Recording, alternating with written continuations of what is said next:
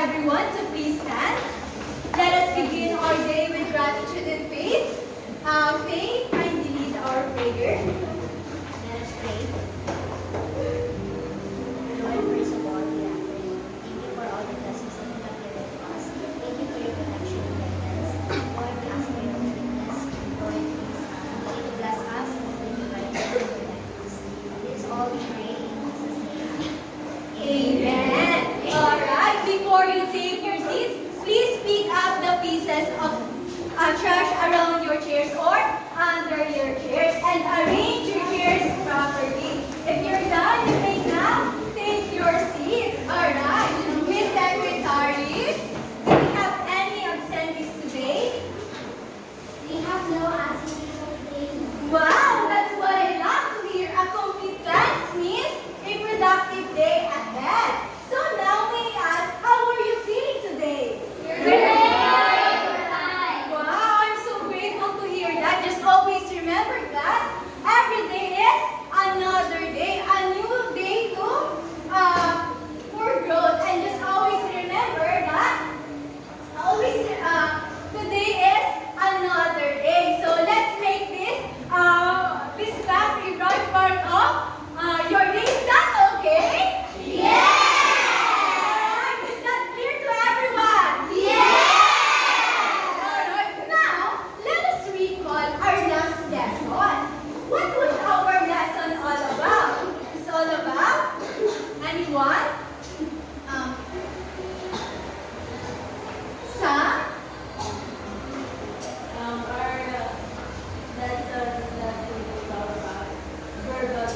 Alright, when we say our last lesson is all about the verbal communication. So when we say verbal communication, what does it mean? Yes, Carlo? Verbal communication is a type of communication where we use oral or written language. Exactly! It seems that you already understood and remembered our last discussion. So today, I have said earlier, today is another day. So today is a very exciting day because guess what? We have a special visitors.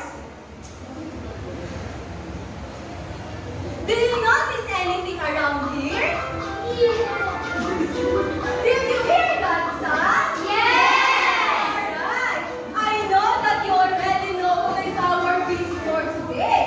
She traveled through the forest, crossed the bridge, and followed her map all the way here. So everyone, say hello to Dora the Explorer!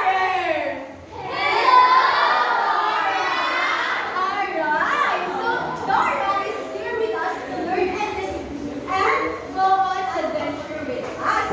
And we are going on adventure together with Mommy Cole and Mom Hannah. Everyone, say hello to them. Alright, but before we begin, Dora wants to make sure that we follow her special Explore classroom rule. So can you say explore? Alright, everyone, kindly read our classroom rules. Embrace challenges. Express yourself respectfully. Practice responsibility. Listen and learn. Offer kindness. Respect everyone. Engage actively. Are these classroom rules clear to everyone? Very good, explorers.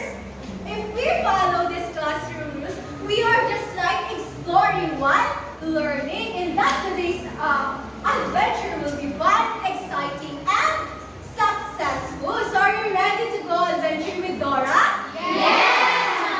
Alright, before we begin, I want you to group into 4 groups. So this will be your group mates.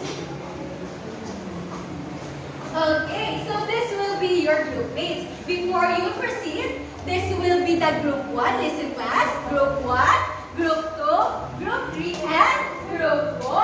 Now, you may take for your respective groups.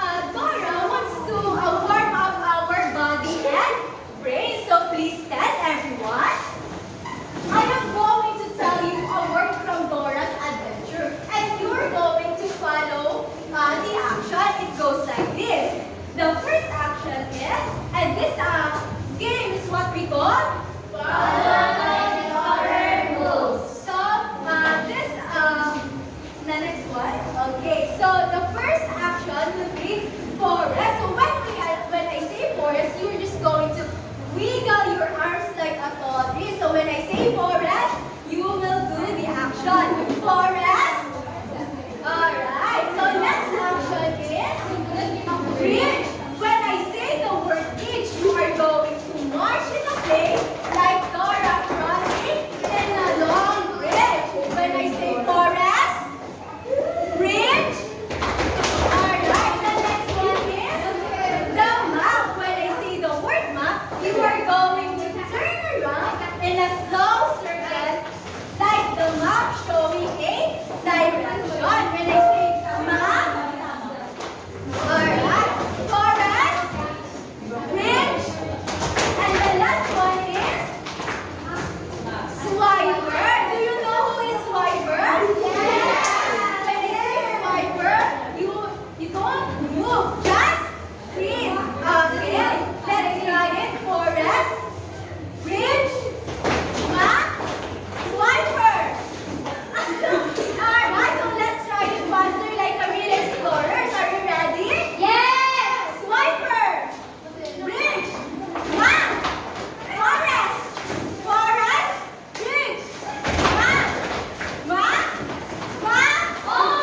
bridge, swiper. Alright, very good class. You did a great job. Now your body and brains are now ready to explore. You may now take your seat. So this. Alright, I am class. So now, to continue our adventure with Dora, I will give each group of you a special flag that it will represent your group. So this will be the group 1, group 2, group 3, and group 4. Alright, that's will be your flag.